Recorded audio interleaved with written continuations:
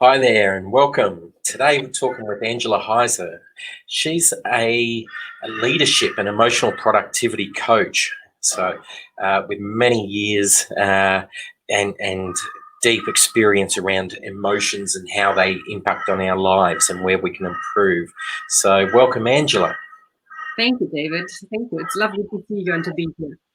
Yeah, thanks. I must say, it's only been quite recently that I've discovered that people such as yourself actually work and focus so much on emotions and how we can work with these, how we can learn how to better manage and improve and understand these within ourselves. So I find that quite fascinating. It's something that I think many young Australian men, which I was once, we tend to shut them off, and it's only recently that we start talking a bit more about it. At least that's how I feel. So, what's been your journey that's led you into working in that emotional productivity space? Well, like many people, I come from a family with a fairly dysfunctional, in a very dysfunctional environment. I mean, we don't really learn how to deal with emotions, and certainly the generation of my parents didn't. It was always about soldier on, push down what you don't want to feel, medicated with either drugs or with alcohol, and just get on with things. And that really didn't lead to great results. And I swore to myself I was not going to take that into the next generation, because I had traced family patterns back 4 generations, around heart disease and suicide and alcoholism and all of those things, and a commitment to having really unhappy marriages. And I said, you know what? I'm going to break that. And so I started studying emotions, and I worked on myself for a very, very long time before I actually started working with people. So that's what I've been doing for the last 25 years. I've been working with people and, passing on what I have learned, all the things that I went through, and, hopefully with the idea that what took me many years sometimes to actually understand, I can impart to people in a much more shorter time, so people can use that and turn things around really quickly. Still means you have to go through your own experiences. Absolutely, there's a couple of points there. That soldier on, and hopefully it's not too much of a problem for people. I've been unwell this week, and when I spoke to the doctor, I ended up with I'd had a fever, and and they talked about social isolation. I had the testing and it came back negative, but they said that that's one of the ads. And this is around the physical well-being more than anything. That one of the ads is from one of the medical companies. I think it was Codral, had Codral soldier on. And when I spoke to the doctor, she was saying that's kind of the wrong messaging. And so it sort of resonated with me just because that's a conversation I had a couple of days ago. And the other thing is starting with yourself. That I think it's too easy to play the blame game, and emotions are a hard thing that most of us. I'm not sure how well we can control them and manage them within ourselves. But I feel that we are almost equally as responsible in ourselves for that as we are for the things that are going on around us. Yeah. Well, emotions are by nature originally unconscious, because what happens to us every time we something happens to us, we make an emotional connection, and the brain actually connects long-term memory with really strong emotions. So if something happens to us that's really impactful, the brain goes, I need to remember this. If this were to happen again, I want to know what this is so I can act really, really quickly. Because emotions are there to support us in surviving. If something is really dangerous and risky, we want to be able to react really, really quickly. And so memory helps us with that. But when we have the same emotion over and over again, it becomes hardwired. We start reacting really, really quickly. So the important thing is to know that when we start having something where we feel out of balance, and again, that might just be a nudge, just feel into that and going, what's really going on? And then when the feeling becomes conscious, that's when we have choice. And to answer your question about the self-care and the fulfilling your needs, well, you can't pour from an empty jug. And the more you give and the less you give to yourself, the more your immune system is impacted by that. And that can have really bad consequences, as you know. And that's where colds come in, and you have a small son, right? Yes, yes. I have a 9-month-old. Mm, And yes, there's plenty of all sorts of different emotions, good and yeah. bad, and they do change quite fast. Yes. So it's And your and focus is probably on his well-being rather than yours at the moment, right? very much so, him and my other half. And I feel that I'm looking after myself in many ways through looking after them Are and you? doing what I can for them. I'm going to challenge you on that. That's okay. I don't mind being challenged. That's how I've been seeing it, and I Yeah. feel more comfortable and happy knowing that they're all right. And in some ways, that if they're all right, I don't have the pressure on me as much to do things or to worry as much. Okay. So Well, when we get on planes and they do the safety announcements and all of that, and they talk about oxygen masks will fall from the ceiling, absolutely. they never say put them on your child and your other half first before you put it on yourself. Mm-hmm. Mm-hmm. No, absolutely. It reminds me. There's one friend I have who was in a plane crash in the ocean, and he got out. His wife was there.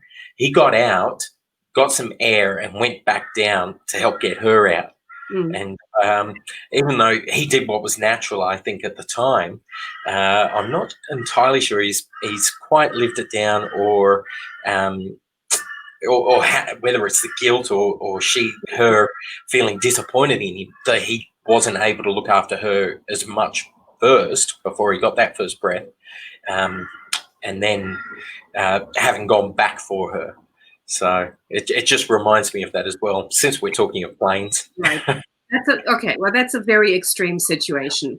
That's there are many more complex emotions involved. But we were talking about self-care, and Absolutely. And I just work with a lot of people who burn out taking care of other people. And then they wonder why, that happens. And it is because, we really have to take care of ourselves first. So what are some of the ways that people really let themselves down by not looking after themselves first, especially emotionally? Well, the consequences of not letting yourself down are generally the ones where often people push down the emotions. And again, I'm not talking about you here right now, but often what happens is people go, I have to take care of other things. I have to make sure that everyone around me is okay. I have to be sure that I'm fine. And I call that fucked up, irrational, neurotic, emotionally unavailable. I'm fine. Just don't talk to me. And what happens is we have what I call an internal toxin vat. And so anytime something doesn't work for us, we take that emotion, that frustration, that anger, that sadness, whatever it may be, we put it into the toxin vat, and the toxin vat grows and accumulates more and more toxins until we get to a situation where it just explodes. Nobody has ever said, I started feeling so frustrated that my toxicity just gently flowed over the edges of the vat. No, it doesn't. It explodes. And then people make some choices around how they behave. They yell at somebody. They start fights where there really doesn't need to be a fight. They blow things up. They start medicating, again, self-medicating by drinking, or, you can turn anything into an activity that takes you out of feeling what you don't want to feel. So we can let ourselves down in so many different ways. I think that's where all the value really is. So often we do bottle it up or put it in that toxic bag, as you say, and for us within our families, our relationships, just how we deal with our friends, our neighbours, a lot of it comes down to other things. It's other emotions and what we have bottled up that comes out and impacts on many different aspects of our lives. That's what I'm thinking, and I think really one of the reasons why I invited you and really hope to talk with you like this and put it out there for people to understand that a lot of our relationships and the problems we face, there's things that have happened before it, and there's things that have led to that, and it's not simply that issue. It's like relationships. When a relationship ends, and people think, oh, it was this argument or this incident, and that's almost just a catalyst or the pop, the bag that didn't gently overflow. It broke. Yes, which is why it's so important that we learn to express our emotions. I mean, simply by labeling an emotion, when you feel into it and you can say to yourself, you know what, I'm feeling really frustrated right now. That already gives you much more choice about what you want to do with it. You know, it's like instead of acting through the emotion and just lashing out or, you know, yelling at somebody or sending an email that 5 minutes later you go, oh, I wish I hadn't sent that, whatever it may be. But being aware of it and just expressing it, there's a really big difference between blowing up and getting really angry by, you know, like venting the anger and saying, you know what, I am so angry right now. I really don't know how to express that. I'm going to go for a walk and I'm going to reset myself and then I'll come back and let's have a chat then. I think that's really important to find out what are some of those little skills, the little mechanisms you can do, whether it's go for a walk or other things. And they might be, I take it they can be different for each of us, what works best. Yes. I generally recommend that, again, if you're somebody who bottles things up, learning to talk about emotions is probably a really useful skill to get. Again, by saying, you know, just because I'm aware of my emotions now, I don't need to do anything with that. Especially men, you know, just saying, I know exactly, I know I'm frustrated, I know I'm angry, but I don't need to do anything about it. It's not a really useful choice. I mean, for men, generally in Australia, there are several men every day kill themselves because they really don't know what to do with their emotions and their depression and their loneliness and all of those emotions. I don't hold me to it, but I think it's 7 men a day. I think it is, but that's what's reported, and as I understand, it might be as many as 15 a day, which is it's considerable, and that's why it's in conversations like this are just so important. As you mentioned, having a label, one, understanding, recognizing our emotions, being able to label it, to talk about it. And I've seen on your website, and I'll put your website up because there's a lot of information on there and tools there. But I can't think how many emotions that you listed there. It was like 52, one for each week of the year. It's but there were more. 52. There are many, many more. But I decided to do this year. I'm focusing on one emotion a week.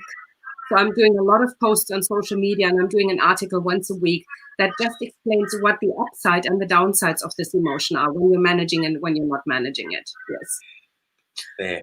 I think so important. I've got a lot of learning because I wouldn't be able to say 52 off the top of my head. I don't think, although I'll feel them, and I think that's the key to it. We feel all of these in different levels, not just anger, sad, happy. There's so much more in the detail. And we often talk to people and they don't really want to know how we feel. So we learn to actually stop saying it. I mean, what do we say to somebody? How are you?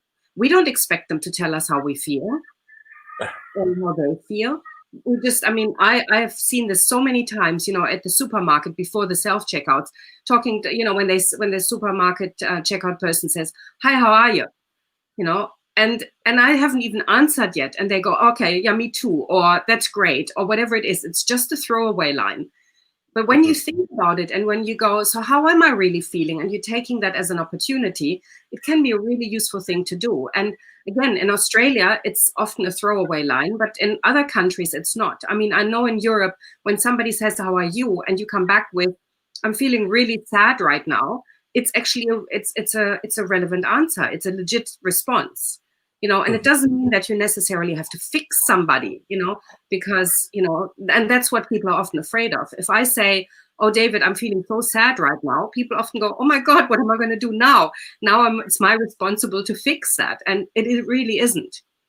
The only thing that really helps at that point is really saying, that sounds really tough, you know. And again, and if as soon as you say, is there anything I can do for you? I would say, just listening would probably be great. Right? I think, yeah, that's a skill that most of us could probably be a little better at, even as good as some are. That listening and, as you touched on, then empathy, which I've discussed before with Leanne Butterworth here, and I think that's both the listening and the empathy are just wonderful skills to have and to build on. Yeah. So, and because it validates our emotions, right? Yeah, absolutely. And I think that's the important thing as well. When we talk about these and sadness or anger or whatever it is, it doesn't mean that you're expecting a fix or a solution. No. It's letting people know, and those throwaway lines, how are you? I'm one of the ones that usually I'll have a little think, and I say how I think I'm feeling or things like that. If I'm unwell, I say it. Sometimes I don't think they want the answer. Yeah. But you know what? Again, there's one sentence structure. If I could eliminate that from language, I would do that in a heartbeat. You make me feel. Because nobody can make us feel anything. If I say to you, I'm really angry right now, you're not making me angry. It's my feeling. I am making myself feel angry. So if I say to you, I'm feeling sad, I'm feeling depressed, I'm feeling low, you're not making me feel that either. And it's not your responsibility to fix that. So it's just saying, what would really help me is for you to listen to me. And again, it's expressing what we really want. And we often don't do that. We expect that other people mind read how we feel. And then then again, it's that whole responsibility thing. You should know what to do. So it's fairly mixed up around, what is a useful way to deal with emotion and what isn't. Again, we don't learn that. No, it's kind of interesting. The older I get, the more I realize I haven't learnt some really important skills back in school. They're only what you learn through life, and some of them, like the emotions and empathy and listening, are things that should probably be touched on a lot earlier. Absolutely. This is why I developed a program that has all the skills in there that I thought I would have loved to learn as a child. The empathy skills, the listening skills, the ability to manage attention, all of those things that don't seem to be part of emotional intelligence, but really are. There are. I think it's important. I put your website up again because there are some free tools on there, some things that people can learn and just start to get some understanding, because I know that if we change our mindset around emotion, we can be much happier. And even though that's an emotion, it's about the management of it. And it's funny that I say that because I'm going to bring up soon. I did a little earlier. You've got a questionnaire, a survey on the emotions, and I think if this was university, I failed in everything except for a very low pass in one. So let's show this. So there. Do you mind explaining a little bit about what this might show and how this works around Absolutely. the emotion and productivity? So these are what I call the 11 practices of emotional productivity. And they are around recognizing your emotions, because that's at the basis of everything. If you don't know how you feel, you can't really manage your emotions. Then care is all about self-care, and that's your physical needs, which is at the basis of everything, plus some others. Fulfill is, how do you fulfill your needs? How do you take care of your learning needs, your physical needs, whatever they may be, your relationship needs. Maintaining is about maintaining boundaries. How can you say yes? How can you say no to things? Are you a pushover? Do you always say, yeah, sure, I can do this, and then end up being really, really resentful? Are you able to focus your attention? Because we are so overwhelmed these days, and multitasking is something that we really don't do very well at all. And there is connection. And that's about connecting with empathy, because we have two ways of connecting with people. One is through task focus, let's just get this done. And the other one is relationship building. And we're often very good at task focus. So it's about, it's very functional. We're just here to get some things organized, some things done. But it's the empathy, that trust that we're building that can often be missing. Shift is about shifting your perception. Perception is a really interesting thing, because it can shift on a dime, literally, because we're very good at taking a summary description of something because we focus on what's really important and then we draw conclusions. And depending on how we're feeling at that time, whether we're in a resourceful or in an unresourceful state, we can take information and completely get it down, get it in the wrong way. So we perceive somebody or a situation in a way where we get really upset about it. When we change our mind and we change our perception, we go, I don't know why I got upset about that. So it's the ability to actually recognize what gets us to jump so quickly to conclusions, and then being able to, in the last one, to reset that, and being able to saying, okay, I can shift my mindset. I can really go into a different. I can shift my emotion and become more flexible in how I deal with situations. And the next one, clarify, is about how willing am I to have the conversation, the clarifying conversation. So people call that conflict resolution, which I really personally don't like as an expression, because conflict is conflict, and in its definition, it's pretty much unsolvable. But a constructive discussion is a really useful thing to have. So if I said to you, David, would you like to have a constructive discussion? You're much more likely to say, sure. But if I said, we've got some conflict, can we resolve that? So these are the conversations that actually create a relationship. They are the ones that build the trust. It's when we don't have them, that's what destroys them. And then celebrating, it's doing yay and going, yes, this worked. Our brain is focused on negativity because that has helped us survive in the past. When we watched out for the saber-toothed tiger or for the other guy with a club, who was about to hit us over the head. But we don't really, so we're focusing much more on what could go wrong than what goes right. So by celebrating, we're actually activating some really important pathways in our brain that are not there just only to connect us with people. They also help us prove ourselves health-wise. So that's why, this is the essence of 25 years of work and 40 years of self-development. Mm-hmm. And certainly when I was answering it, I'm thinking that sometimes, depending on how I'm feeling at the time or how I'm seeing things, that if I answer it tomorrow, I might get slightly different results. Probably, yeah. But overall, you will still stay in the same. I mean, you're probably at the moment you're managing yourself. You probably will still go in and out of emotions. Uh-huh. Yeah. Absolutely. I find for me with my emotions for a while now, even before I had my son, the extreme, the heavy emotions like anger or frustration or sadness, they don't last very long. I seem to be able to get on top of them easily or move past them. I'm not sure where I've gained that from. I think just things I've been through in the past. But when you this is not a coaching session, otherwise I'd say let's have a look at how whether you're pushing them down or whether you're actually expressing them.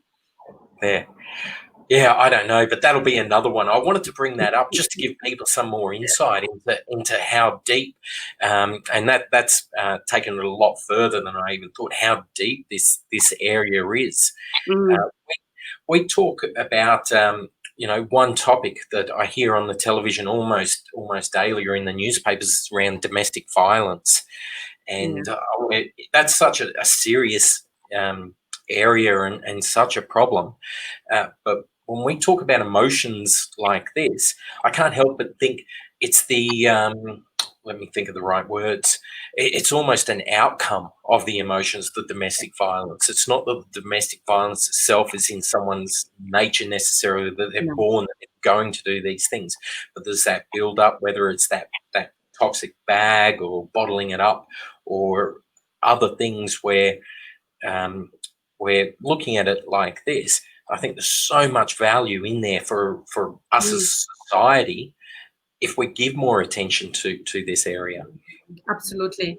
And I can, again, this is my background as well. I grew up with a lot of men who did not know how to manage their emotions, who would throw things, who would start yelling, screaming. They rarely got physically abusive, but there was a lot of mental, and emotional stress. And again, it felt very unsafe to be around them because I personally never knew whether that throwing thing would end up being, being sent to my room was the safest option. I actually welcomed that.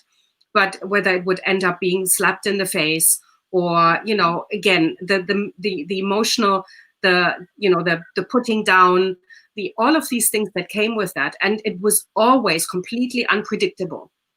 And it was that toxin vat that grew, and I could feel it, I could see it build up, and then I could see the signs. I knew when there were certain signs, I would literally, that's when I would take myself to my room by myself, so I would not be in the room when that happened.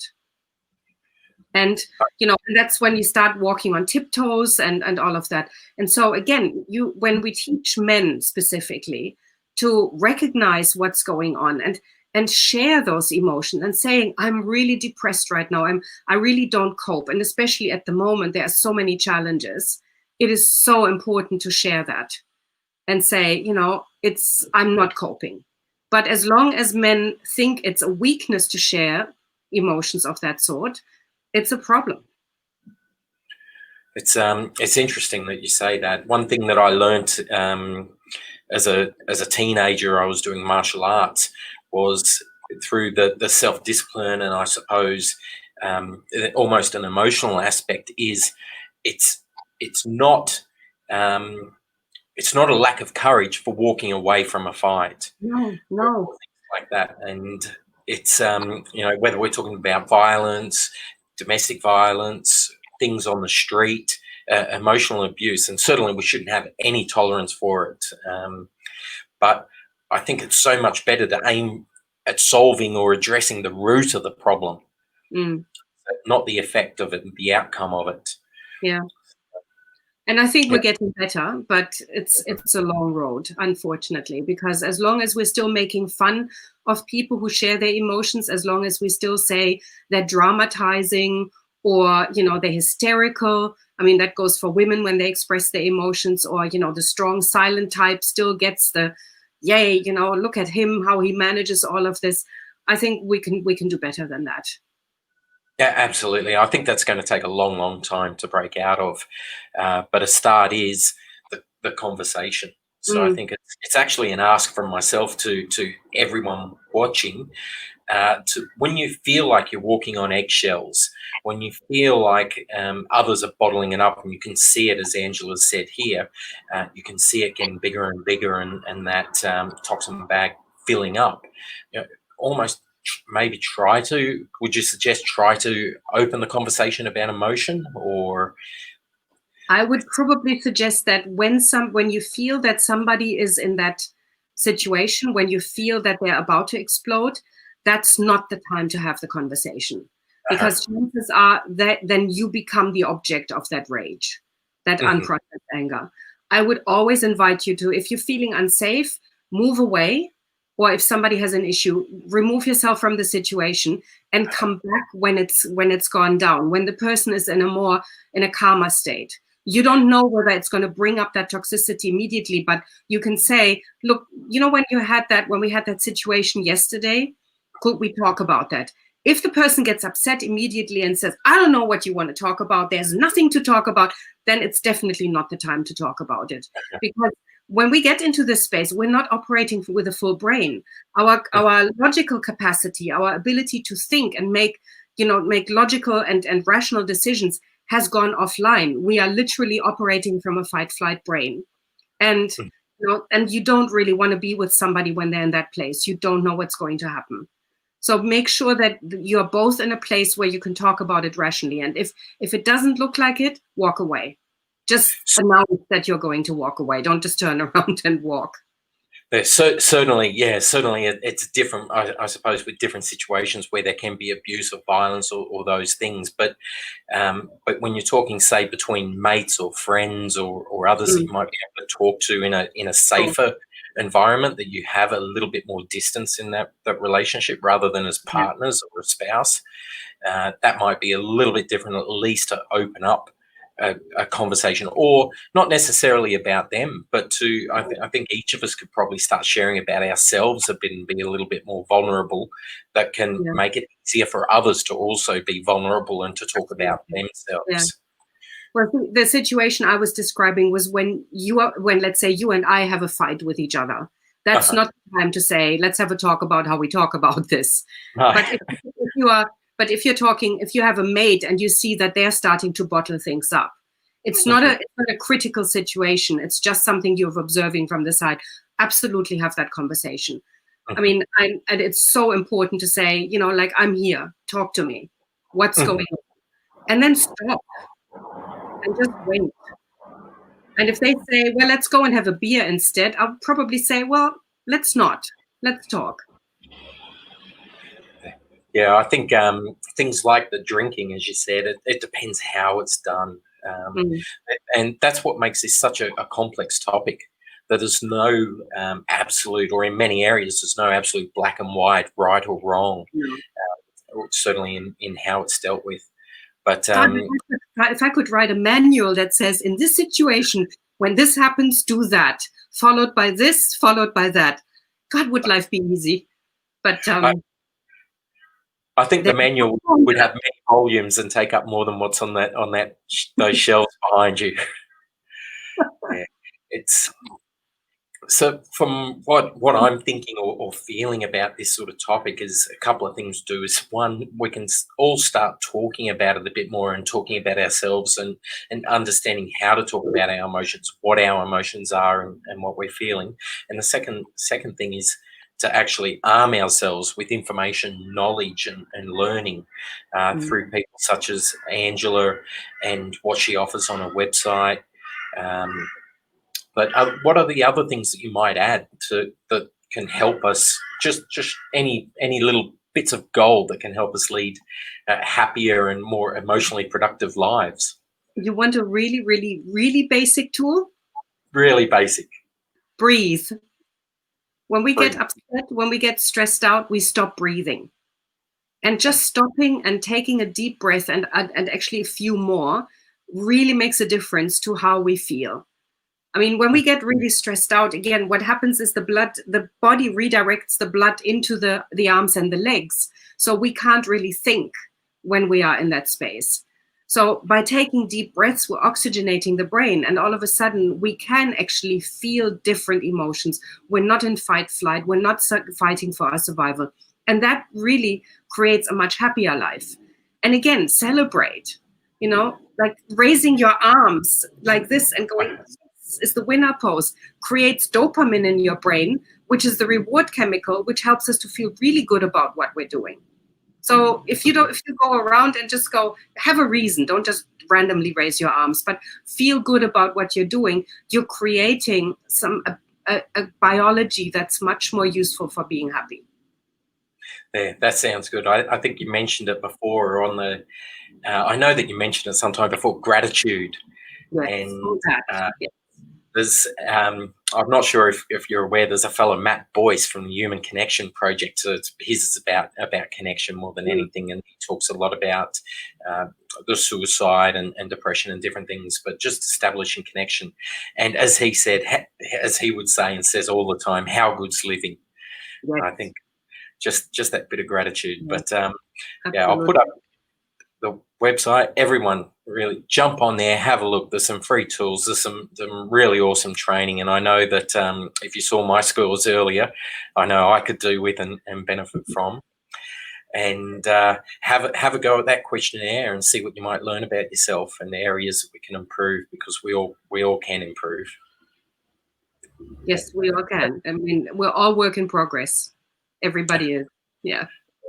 I think that's great, and I think a few bits there people can understand. And thank you, Angela, today for starting the conversation on emotion. Thank you, David. It's been wonderful to talk to you. Thanks.